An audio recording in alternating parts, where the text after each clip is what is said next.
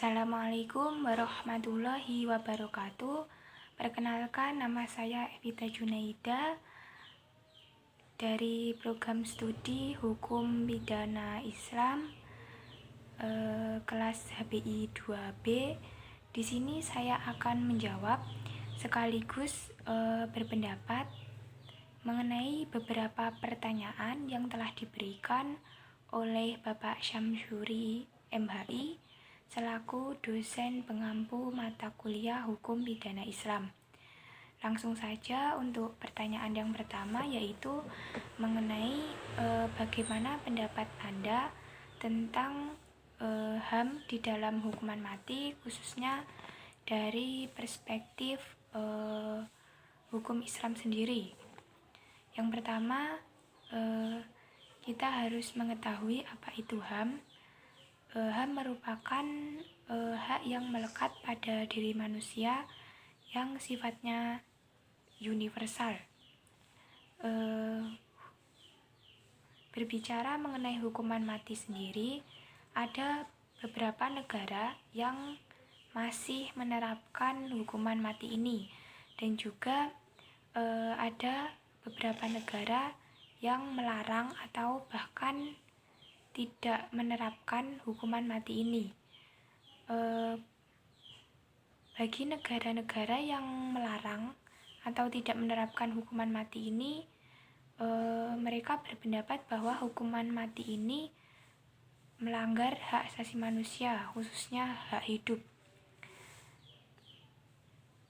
Namun,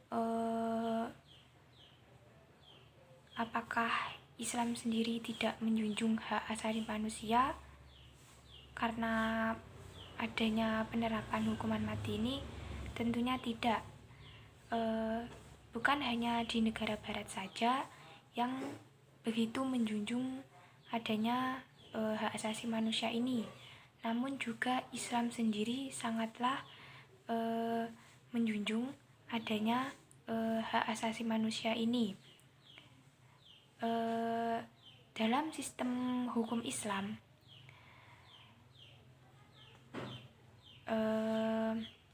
hukuman yang atau sanksi-sanksi hukuman yang diterapkan itu bertujuan untuk menghasilkan suatu kemaslahatan dan memberikan kemanfaatan kepada umat manusia khususnya. Kemaslahatan tersebut terangkum dalam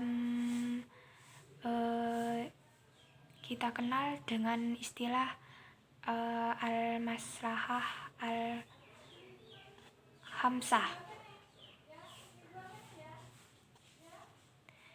atau al-masalih al-khamsah, yaitu 5 pokok kemaslahatan yang ada di dalam kehidupan manusia. Itu mencakupi menjaga agama, menjaga jiwa, menjaga akal, menjaga harta, serta menjaga kehormatan.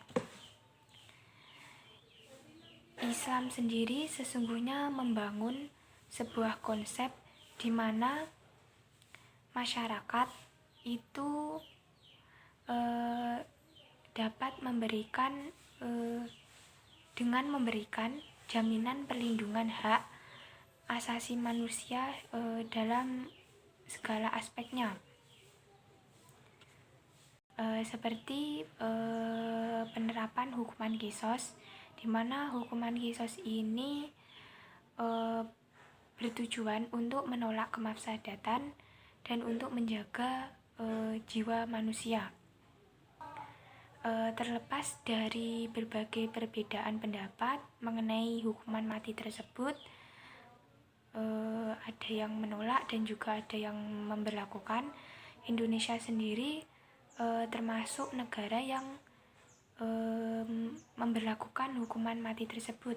Namun pada tindak kejahatan tersebut, hukuman mati di dalam Islam itu ditunjukkan pada kejahatan tertentu.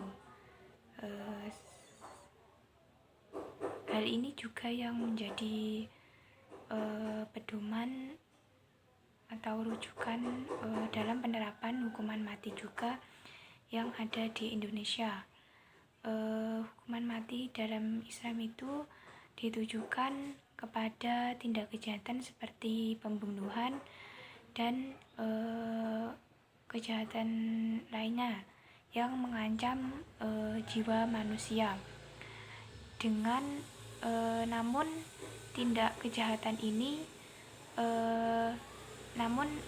hukuman ini dapat masih diberikan peluang untuk dapat membatalkannya dengan syarat-syarat tertentu atau adanya alternatif tertentu, seperti pemaafan dari pihak keluarga korban dan juga pemberian diat, dan tentunya hal ini melibatkan keluarga korban, serta harus dilaksanakan di depan umum. Hukuman mati dalam Islam sendiri itu tidak melanggar hak asasi manusia, terutama hak hidup, sebab di dalam Qisas hukuman mati merupakan sebuah jaminan hak hidup dan hanya bagi mereka yang melanggar kewajiban yang dapat memperoleh hukuman mati ini. Untuk selanjutnya adalah pertanyaan kedua, apa perbedaan hukuman mati di jarimah taksir, jarimah hudud, dan juga jarimah Qisas. Untuk di jarimah Qisas sendiri, hukumannya itu sudah diatur atau sudah ada di dalam nas Al-Quran. Jadi hukumannya langsung dari Allah Subhanahu wa Ta'ala mengenai sanksi yang diberikan. Hukuman Qisas sendiri itu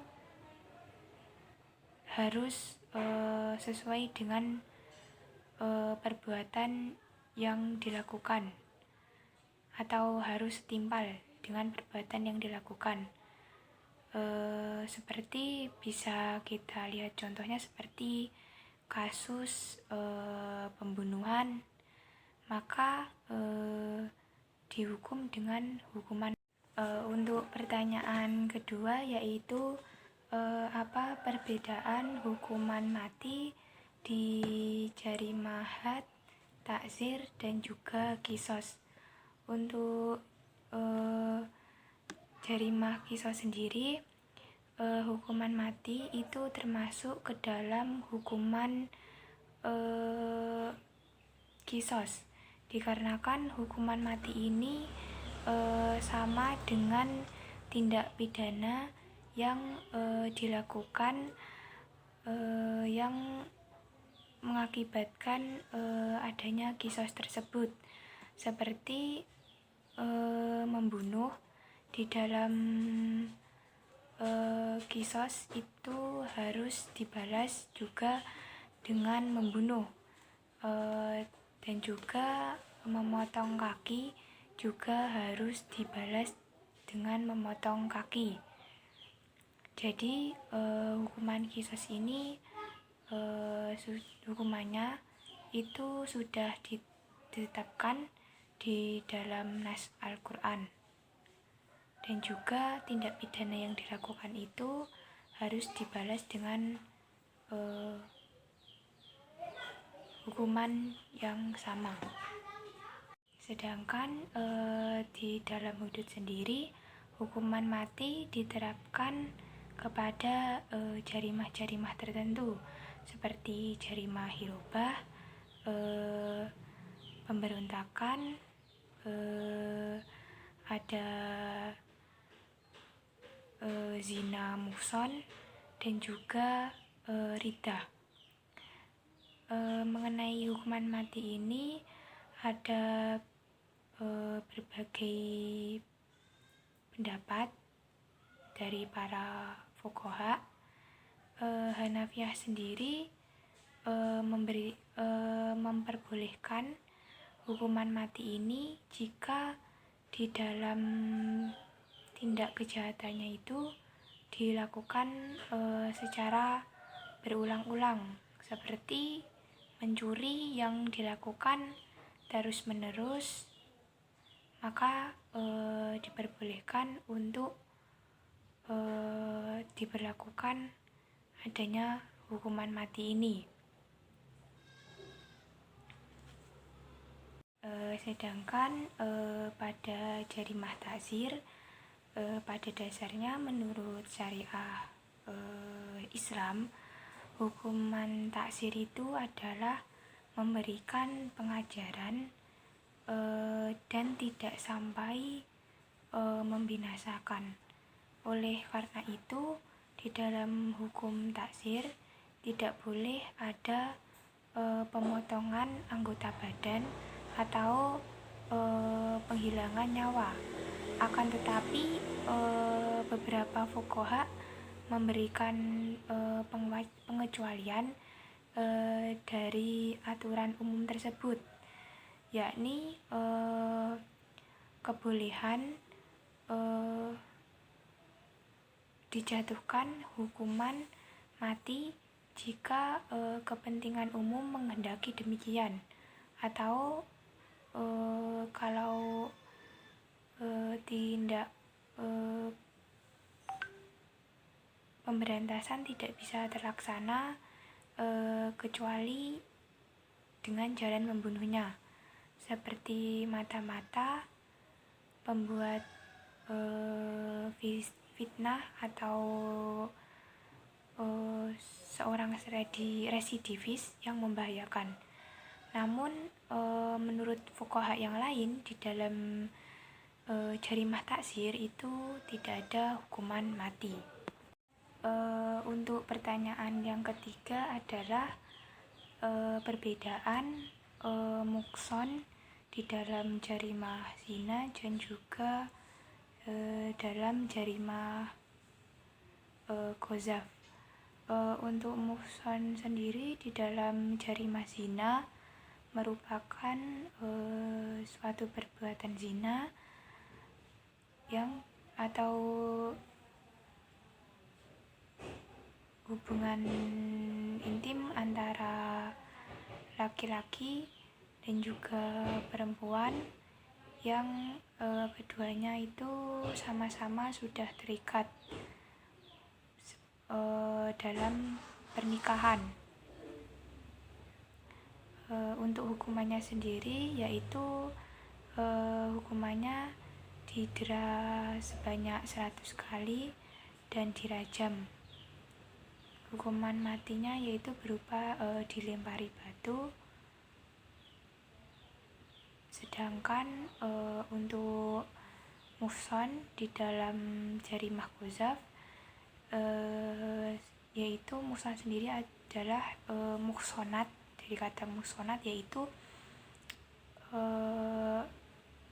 wanita yang menjaga kehormatannya dan memelihara kesuciannya. Di dalam jarimah qazaf, muhsan itu adalah menuduh seseorang, baik laki-laki maupun perempuan, dituduh melakukan perbuatan zina. Sekian, itu saja yang dapat saya sampaikan. Kurang lebihnya mohon maaf. Wassalamualaikum warahmatullahi wabarakatuh.